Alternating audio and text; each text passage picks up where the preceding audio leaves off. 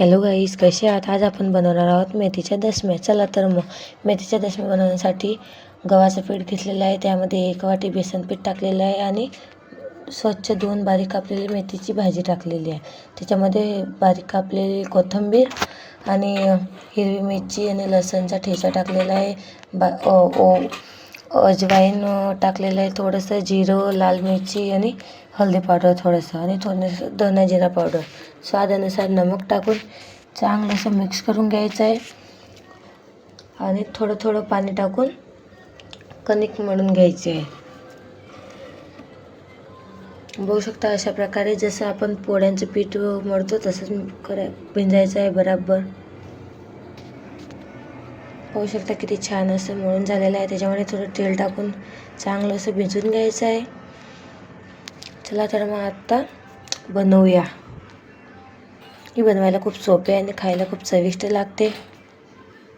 हिला आमच्याकडे ते मेथीच्या दशम्या म्हणतात, कोणी ठेपले म्हणतं, माहीत नाही अजून कोण काय बोलतं असं. चला तर मग एक छोटीशी अशी लोई बनवायची आहे. जसं पोळी बनवतो सेम तसंच बनवायचं आहे. जास्त जाडी नाही आणि जास्त बारीकही नाही. बघू शकता मस्त असे छोटे छोटे दशमे बनवून घ्यायचे आपल्याला.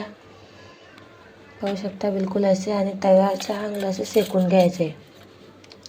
अलट पलट करून चांगलं शेकून घ्यायचं आहे.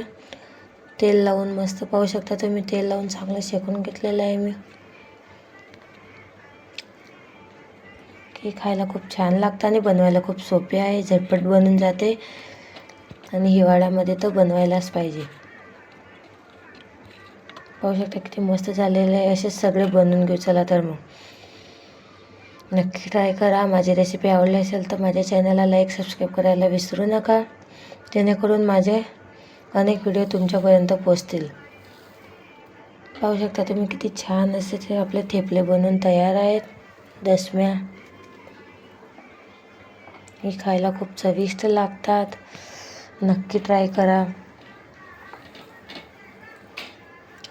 पाहू शकता मी सगळे एक एक करून असे बनवून घेतलेले आहे.